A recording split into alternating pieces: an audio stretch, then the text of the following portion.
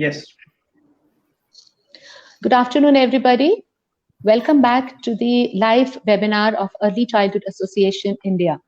Today, we are presenting the Jaipur and the Udaipur chapter of Early Child Association.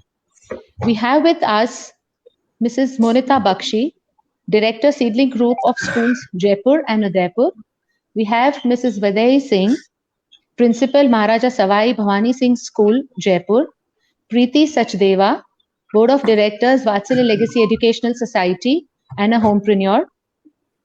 Miss Garima, the owner of Akshar the Preschool, and Ms. Anshita Gupta, owner of the Sun India Preschool. I welcome all of you. So, my first question to all of you is, how are you all taking up the lockdown? Can we start with Vedai ma'am, please? Namaskar, everyone. Greetings to all the panelists and all the viewers. Well, Nisha, you need to be a little more clear. How are you taking the lockdown, meaning as an educator, heading a school, or as... No, ma'am, as an individual. Individual, okay. All right, no, I think it's the lockdown did come very suddenly. And we were in the midst of our exams and our board exams especially. So one had to shut down the school and then have a routine at home, working from home. We immediately needed to look at the online classes, so one started working on that. And personally, I have a routine. Even now, I'm working with my teachers in the morning hours, 8 to 2. I'm available for the teachers, so that takes care of my morning hours. And evening, I'm trying to take a bit of exercise in the form of yoga at home. And yes, I'm cooking a lot, for which I have time Amazing. now.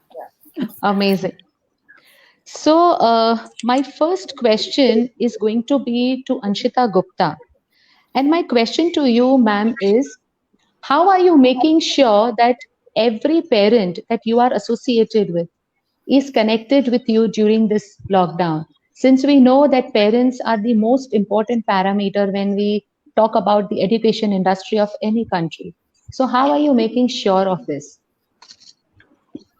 First of all, a very warm good afternoon to everybody, all the viewers, all the panelists, and all the parents and the teachers. Actually, we all always have this dicey question in our mind, that is, technology is either a boon or a bane. But at this present moment, it is actually acting like a complete boon for all of us, as it's helping us to stay connected with our parents and, most importantly, our children. So we have WhatsApp groups through which we regularly send updates to our parents, and also all the parents have the contact details of the teachers and of all the people in the school, so that they are regularly connected with us. So if the teacher is also feeling that there is no update coming from a particular child or particular parent, a teacher generally gives a call. So with the help of technology, we are able to have a very good connection with all the parents. And see, right now also through technology, we all are connected.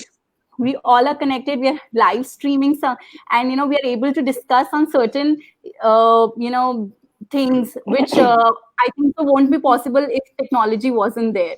So Right. Everybody of us is actually feeling that technology has become a boon these days. We also organize. I think that's the only medium now to connect with each other. Yes, totally. Rightly totally. said, ma'am. My next question is to Preeti, ma'am. Being a mother yourself and a member of the society, of an educational society, this is the new medium of education now in front of us. How do you think that the impact can be maximized for the students and the parents can be satisfied of what is happening on the name of online teaching? How is the impact going to be on the parents as well as the students? What can we do as educators to maximize it? A very good afternoon, everyone. As a mother, I feel the social media, or when we go across, we get to know a lot many things about what's happening, what the pandemic has brought in. I believe compassion is a must. compassion between a parent and a teacher is very, very important, to be able to understand them, to be able to know what they are going through, being children are being stuck at home, the problems that they are facing, they are all stuck, they are not able to go to play.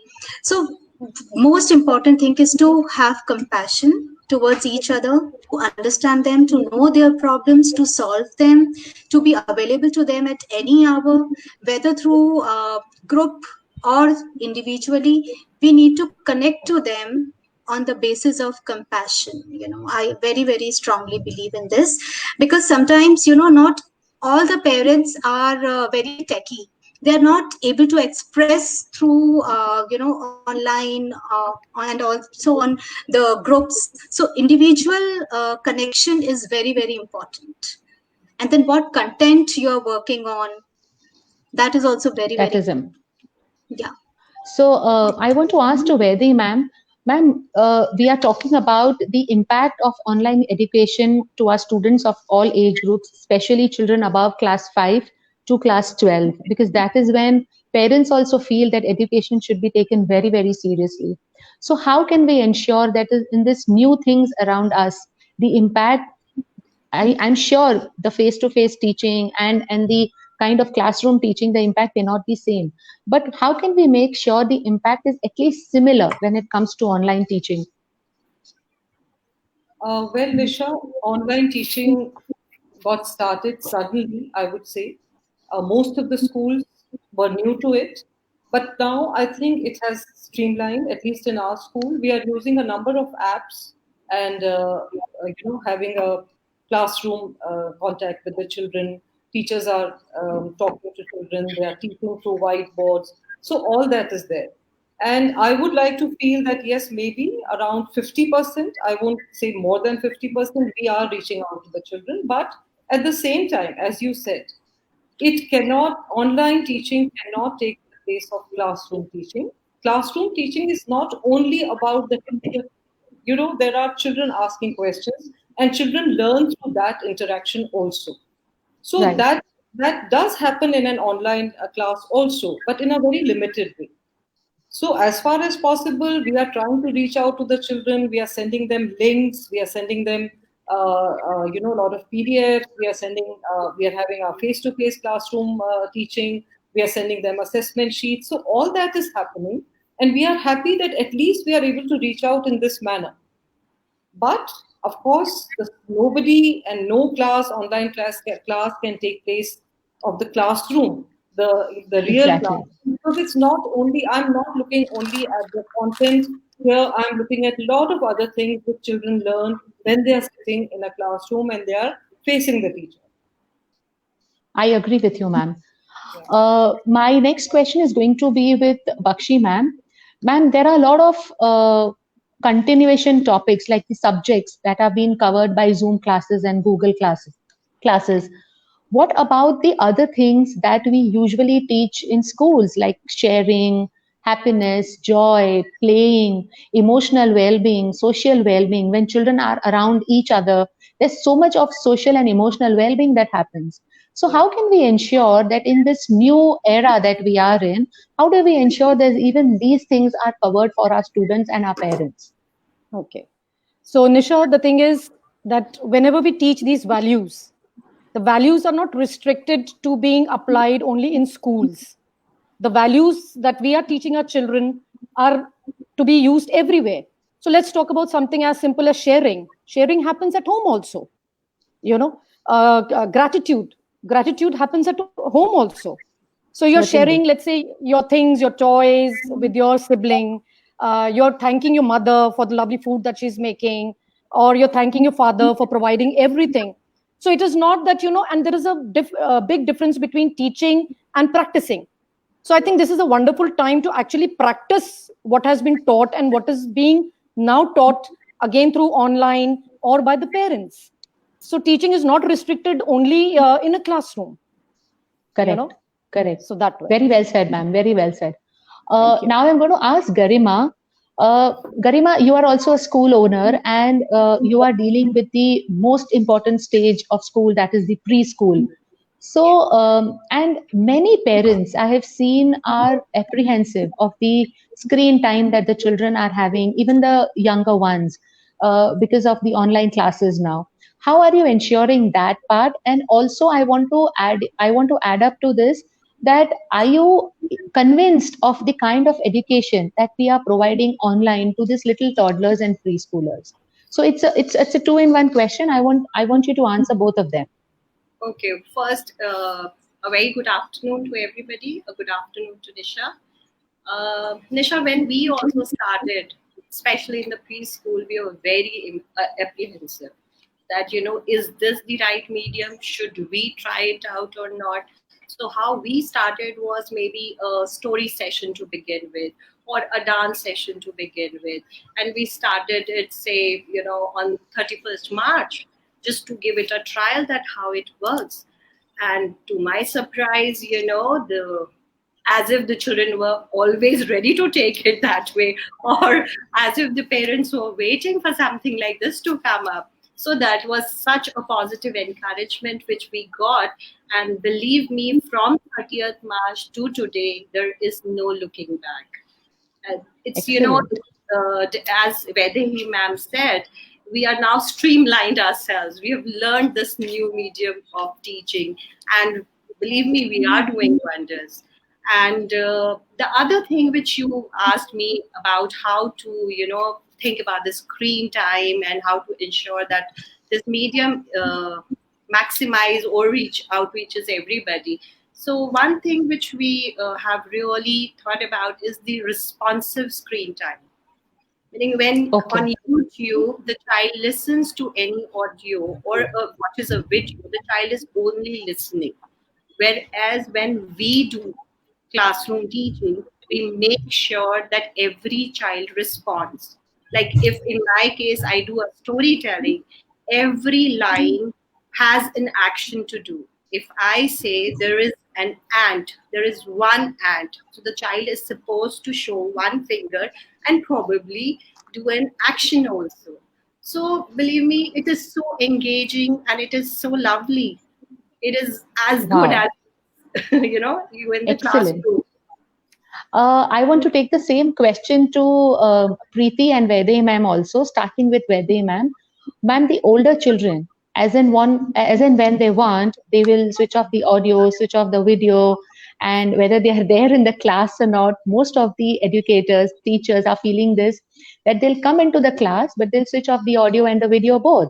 So how do we make sure that the children are there with us, they are interested in the kind of efforts that the teachers are putting in, because the teachers are actually putting in efforts. It's so much new for them, this way of teaching. So how do we go about this, ma'am? See, Nisha, you have to understand children, and I think we all do, being educators. Children do the same thing in classroom also. They Yes, ma'am. sometimes bunk classes, sometimes they run away to an art class or a music class and they never come back to the optional subject. That happens in school also. We have to understand child psychology. So whichever apps we are using, whether it's a Zoom or a Google Meet, all apps are giving us the option of locking the classroom, right? Once your child is in, you can lock it and you can also monitor them. You can see them on the screen. So that takes care of a bit of, what you said, the first part, that how do we ensure that children are there. Secondly, what I feel is more important, that your child, the teacher has to be very, very engaging and the lecture or whichever way she's using for interacting with the children has to be extremely interesting and meaningful for the child. See, we are dealing with children who are very, very tech savvy. So, for all the child may be present, maybe, on your screen or may not be there really. We do not know. So we have to understand our own responsibility. We need to make our lectures so interesting that children do not go away. And then also we have to accept that children will be children. They will play these pranks. They will go away. We have to accept it. Let us not move into a situation which is very suffocating for the child. True. So make True, lectures interesting. Interact with children. Ask them. You are interacting them. Ask them what would they like to do today. because children understand they're sitting at home and they may not Excellent. want to have that class that particular day. True. Can the teacher do something else? Can she ask the children? The same thing we do even in our classroom in school. Sometimes many children are not interested. We take them out on the field. Okay, let's have a games period. Yes. So that energies, the energies get channelized and then we come back. So all those things can be applied here also. Very In well our- said, ma'am. Yeah. Very well said. Preeti, I would like to ask you, how are you dealing with screen time when it comes to your own child? Are you worried about it? Are you okay with it? Or are you dealing it in a different way? See, Nisha, my son is a sports person, right? In case we talk specifically, but in general also, like I think we should motivate our children to exercise, use their time in a much, much better way, motivate them, be role models for them. That is very, very important.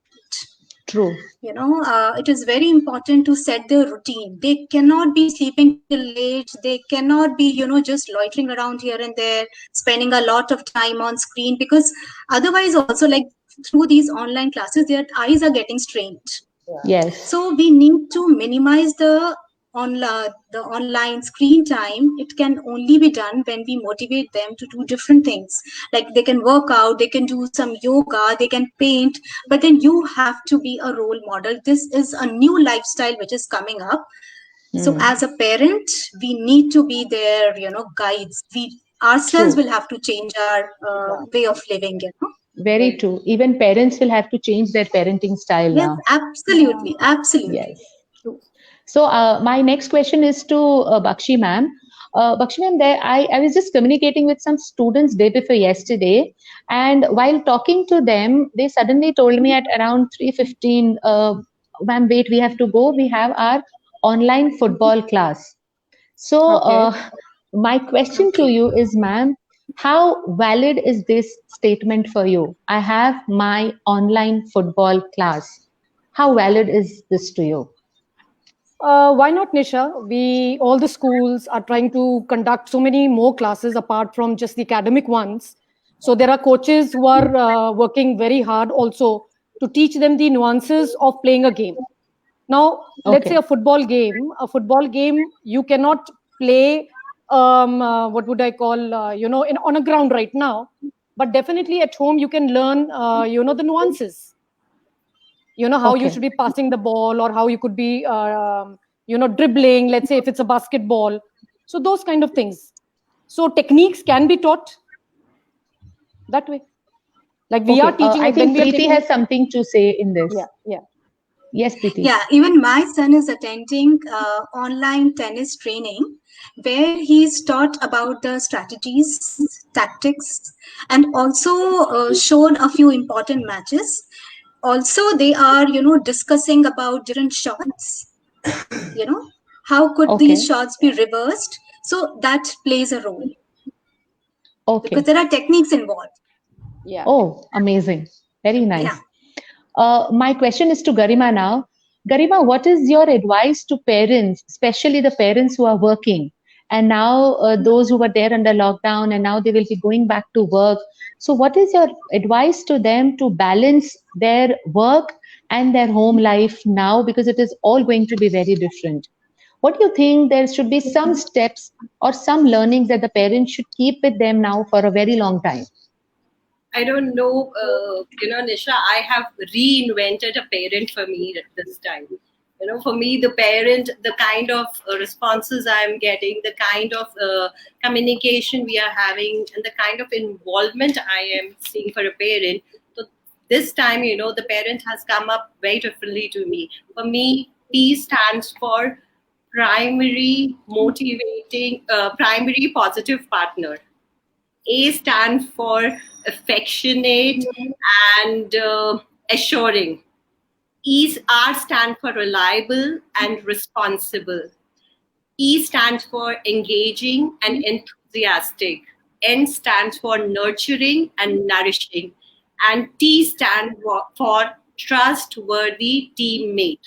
So, this is what I have made with 1.5 month experience with my online teaching with the parent and child, because our children are very young. So they're always with the parent. And then we Correct. share the pics and we share the videos. So kind of, the responses I get, I have, clapped for my parents over and over again. So if Excellent. they have learned it this way, I think this is for life. Excellent. So now my next question is to Anshita. Anshita, how are you coping up as an educator with the new ways and means when it comes to teaching, when it comes to your best experiences for the teachers, your maids, your peons, your guards? How are you making it possible that everybody, whenever you are back in your school, everybody is there standing for you? That yes, ma'am, we are there. How are you making sure? See, first of all, we have to understand that now this is the new normal, the kind of social distancing and, all these precautions which we are taking. And initially, it was very, very, we were in a very hard situation when we got to know that it's a lockdown, and now we have to think about something else, how to teach our little ones. And as we also have very little kids in our school, we thought that how we have to do it. But again, as educators, as teachers, we know that learning should never stop. It is imperative. So we have to keep on going on, whatever means it is. If we have to shift from public spaces to personal spaces, or if we have to shift our communication channels, we have to do it. So similarly, this online digital classes just took over the complete world, not just the country, but the complete world. All the schools, all the teachers are working hard. And it's a commendable job for all the teachers who have never done it before. And still we are so keen in doing it. We are so on with it. And now after a month or so, everybody have understood that this is the new way of life. Right. And now this is the new normal which we have. And for all the staff and for all the teachers and everyone, we all know that this is a time of a pandemic, and we all are standing for each other. It's about supporting each other. It's about standing for each other. So if we are doing it, I'm sure that if it opens also, we will be able to see all our team members together, because it's a family. It's not that family members support each other. So that's how we have to do it. Excellent. So, I'm going to now let the cat out of the box, and I'm going to ask a very, very special and a very, very important question, which I think most of the viewers want to hear. So there's a lot of discussion going on about the fee, whether the parents should pay, they should not pay, whether the school should be demanding for it or not. So there are a lot of pros and cons in both the things. So probably in just 30 seconds, if each one of you can share your suggestions. I'm saying again, not your opinions, but your suggestions on what it should be, right? So we'll start with Bakshi ma'am. Yes, ma'am. Okay. Nisha, the thing is that we have to make sure that the feeling that the parents get is that the school buildings have closed down, but schooling hasn't, which we True. all are trying to do at our end, teaching, as much as we can, teaching creatively to children. So first of all, that. Not only teaching, the assessment, everything should move the way it should move when the children are in the school. Teachers are putting in so much more effort. And the thing is that people have to understand that this is one area that we cannot compromise with, whether it is a Right. school or it is a parent. And True. on the school's part, what they can do is that if suppose we are charging fees for, let's say, 3 months in a go, what we can do is break it down. It can become a monthly payment, so that at a given time, the parent doesn't have to suddenly shell out a lot of money. The payments can be a little delayed if need be.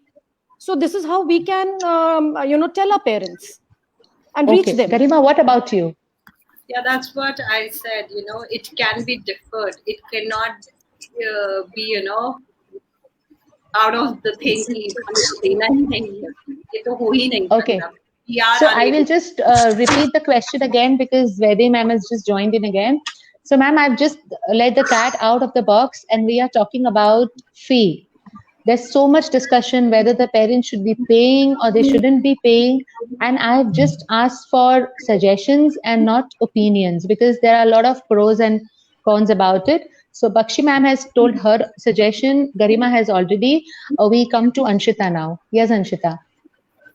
See, ma'am, I personally feel that this is a time of pandemic, and of course, the parents have also are undergoing a major setback if we talk about economy-wise, because the complete world economy is being shaken right now. So, I personally feel here that the government, all the educational institutes, the departments, the education department, the state governments have to come together and form certain measures to help to, it's just a suggestion. We all should help each other. Maybe they can offer some certain kind of interest free loans to the parents, that for the payment of fees, as we have to understand that education sector is a primary and an important sector. It is, we can't run away from it. Education has to be imparted, and we don't want that because of insufficient of funds, the school functioning gets closed down, or we are closing down. So there can be certain suggestions, certain measures which the government can take. Secondly, they can even offer certain kind of interest free loans to the school also, so that even they can pay the salaries, because the teachers are also on us, right? So certain kind of relaxation, certain kind of help from all probably a win-win situation on both the sides. On both the side, because of course it's a pandemic, everybody is being hit badly, so we should get a measure, something, so that this education sector doesn't get hit, and we can start, we can continue with this learning process. What is your suggestion, Preeti, as a parent? See, we are into this together. It's a vicious cycle that we have gone into. And the kind of effort I see teachers putting, I think fee can be worked out, maybe a monthly fee, but it should not be exempted, because I see teachers putting a lot of efforts. Excellent. And coming out from a parent is so motivating for teachers like us, Vaidya ma'am, what's your suggestion? No, I think I agree absolutely with Preeti and Anshita and Garima. And see, we have to remember that it has only been deferred. It has not been waived off by the government. Correct. And see, when we talk of the parents saying that, they've been hit very badly, teachers are also part of the same society. And it is not only teachers, it is a lot of support staff in school. So everybody has been hit. Therefore, there are a lot of suggestions. There can be a monthly payment, maybe. There can be loans from the government. We are talking here, all of us, we represent private, unaided schools. We're not getting any aid from the government. So the fee is a large part of how we run the school. And we should not come to a situation where some schools have to close down. I mean, that would really be sad, because more schools are needed. So therefore, we have to reach a place where it is not so bad for the parents also and for the students also. As Preeti said, it's a cycle. It may be a vicious cycle, but we are all in it together. And we have to be compassionate. At schools, we have to understand the parent's position, but the parent also has to understand the school's position. We are not two different, poles of. We are together. When we say we are a family, and we've always worked as a family, then let us stand by each other. True. Very well said, ma'am. Very true. So another very important question that parents are really, really worried about is the assessments that's happening during the online teaching. Vaidya ma'am, again, I want to start with you. How can are the assessments possible online? A. B, are you sure they can be fair and they can be worthwhile for our students right from preschool to class 12?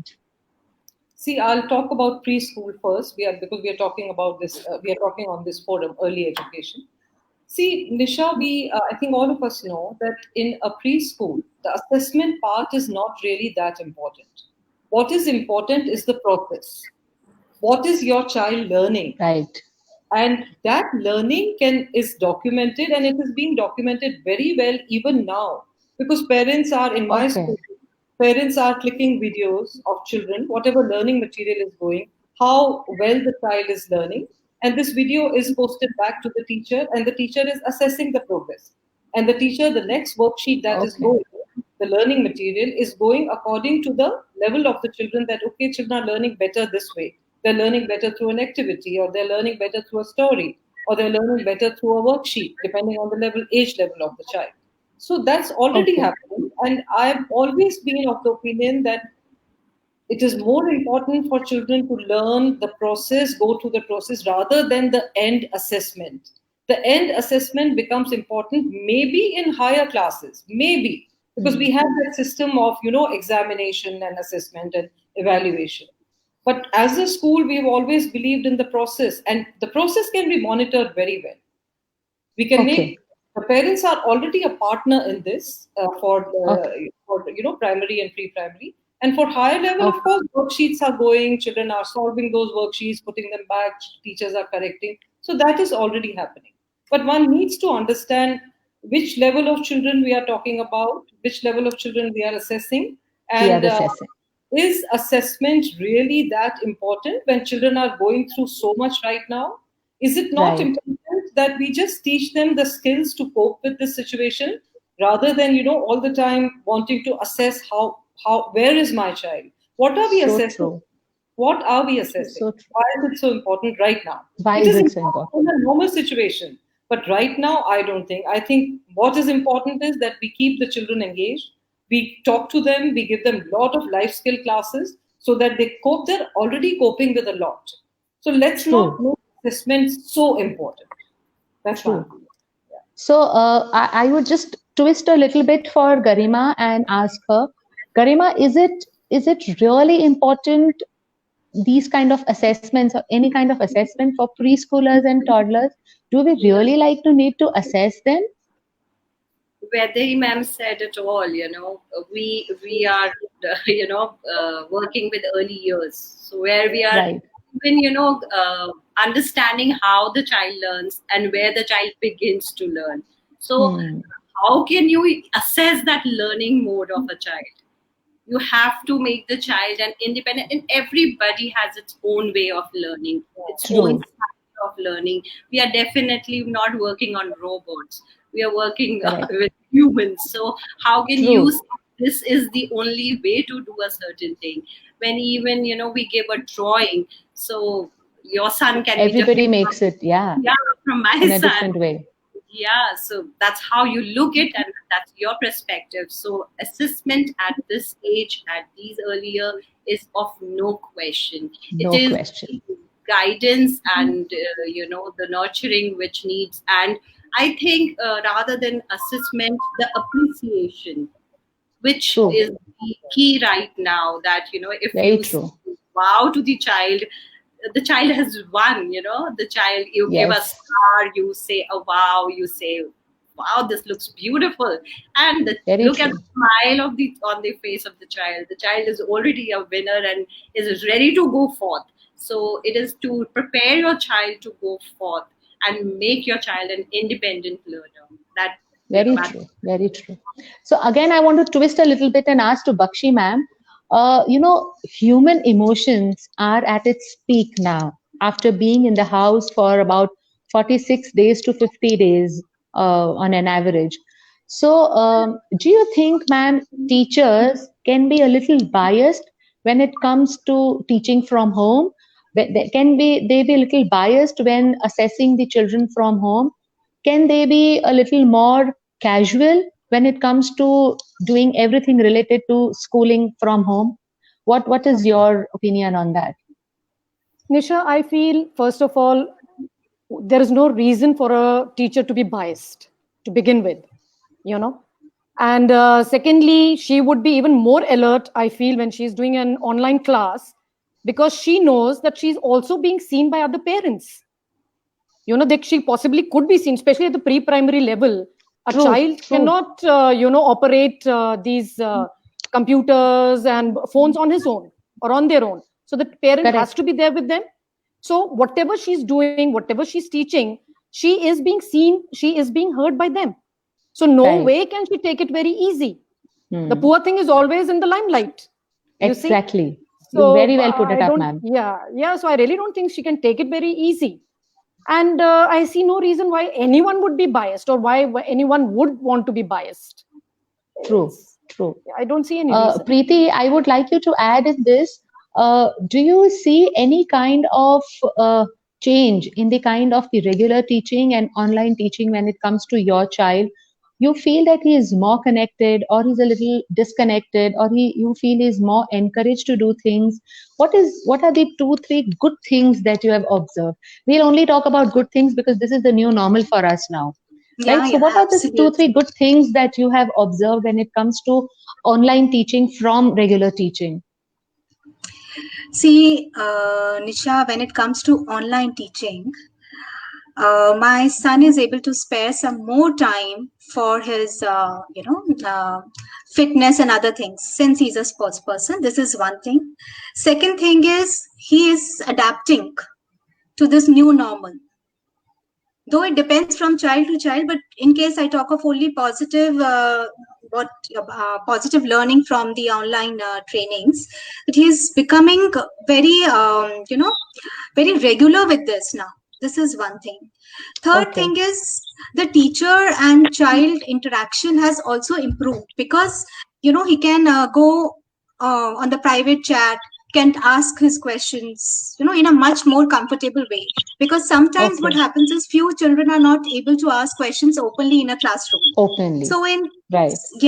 so through online classrooms, children are able to ask their questions openly. This is also one more thing which I have observed to him. Great. Rest, everything is fine. The online teaching is going good, I should say. Okay. I think Bakshi ma'am wants to add something. Yes, ma'am. Yeah, Nisha, I think with the online classes, a lot of animated stuff is available which the teachers are using. In a cartoon form, even when you're teaching your numeracy or anything, those things are available and they are being used extensively. And that's when a child is really enjoying. So, the child is Oh. not even realizing that they are studying. And, these But they are things are learning. really, yeah.